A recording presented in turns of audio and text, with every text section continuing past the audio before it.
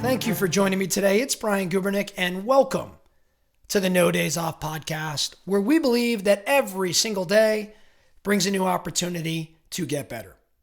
Today, I want to talk about a topic that we've in fact covered a time or two in the past. I want to go over it again because I think it's one that we should hear 2, 3, 4, maybe 5 times. There should be something we're always thinking about. I believe it's that important. And that something is, if you want to improve or learn or develop something, teach it. Teach it to others. Teach it to your family. Teach it to your team. Teach it to your business or your peers. If you want to learn something, get it on the calendar and go out and teach it.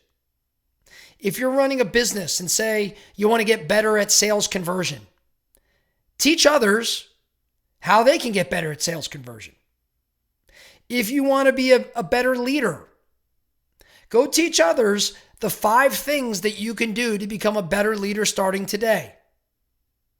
If you want to be a better public speaker, go to a group of people a month from now and teach them all the 12 tips to becoming a better public speaker. Now, I know that sounds kind of funny. It sounds kind of goofy, but why am I saying that? I believe firmly that if you want to learn something, you go out and teach it. Why? Because if you teach it, you yourself have to go study it and become a master of it before you stand up in front of a room and present to others. Why is that? Well, number one, we want to impress those that we're teaching to. We want to showcase what it is we know. Number two, and maybe more importantly, because so many people are driven by fear, we don't want to be fraudulent. We don't want to stand up in front of a room and not know what we're talking about. Number 3, though, and maybe most importantly, in the process of learning it, you will deepen your own understanding. You will build that knowledge into your psyche, into your being, because you will get so repetitive with it. Anytime that I want to get better at something, I throw it on the calendar and I teach it to somebody. Now, here's what I want you to think around. There's a book called The Millionaire Messenger by a guy named Brendon Burchard. Many of you know who Brendon Burchard is. Brendon wrote this book, maybe 13, 14 years ago. And the book, The Millionaire Messenger, was about the idea that everyone has a message to share with the world, and that by sharing your expertise or your experiences, you not only make a positive impact, but you can also create or achieve some financial success. So it's a blueprint for how to monetize your knowledge. That's not what I'm talking about here with respect to teaching, but there's a point. In that book, and I'm going to totally butcher this story, but this is the way I remember it. In that book, Brendon describes a scenario. He says, would you want to learn investing advice? Would you want to take financial advice or investment advice from somebody that has never, ever invested a dime of their own money? Someone that's never invested or maybe even has been broke their whole life. Would you take investment advice, or would you want to learn anything about investment from somebody that's never invested? And the answer, of course, is no. Why would I want to learn from somebody that's never done it?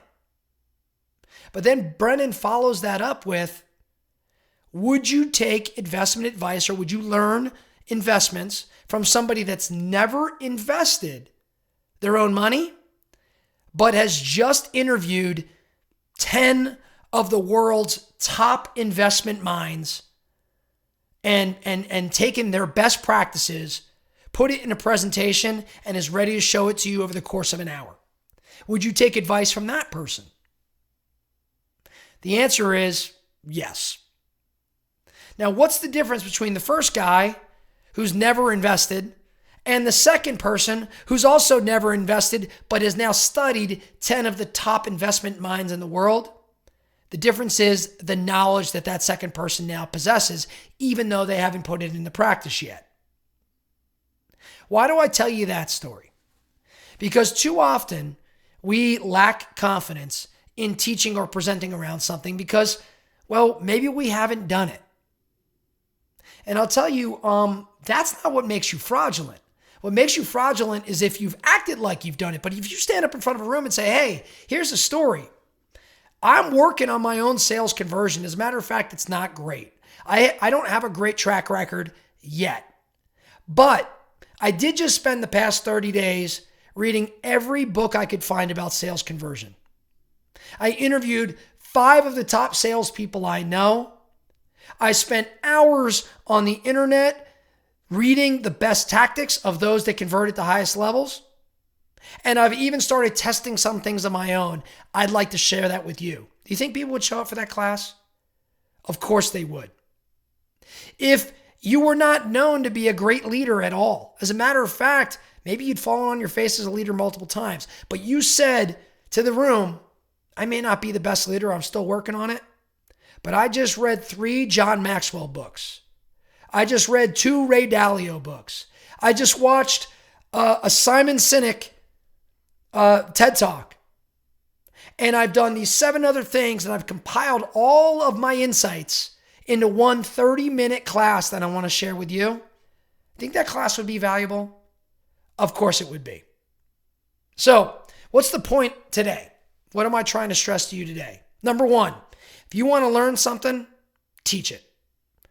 It's self-serving, I understand it, but it's self-serving to a degree because you are going to make an impact on some people, but you're going to make an impact on yourself the most. You will learn more than anybody else that you're teaching to. So number 1, if you want to learn something, teach it. Number 2, if you don't have confidence, get confidence by reading some books, interviewing some people, listening to some podcasts, and studying what it is that you're trying to learn, and then just be open and transparent with the process that you went through. People do not consider it fraudulent that you didn't do it. They would only consider it fraudulent if you acted like you have, but you really have not. So be transparent and say, here's what I've learned. I'd like to share it with you. So today, the focusing question for you. What are you looking to learn in business? What are you looking to learn in health? What are you looking to learn in relationships or life? Whatever it may be. What is it that you want to learn? Okay, now that you've identified that, when can you teach that subject to somebody else? You don't have to stand up in front of a room, though I love that practice. Maybe it's just teaching a friend or teaching a peer or teaching your family. When can you commit to doing that? That's the focusing question for you today. That's all I have for you today, the No Days Off podcast. Thank you so much for listening. And remember, every single day brings a new opportunity to get better. So let's get after it.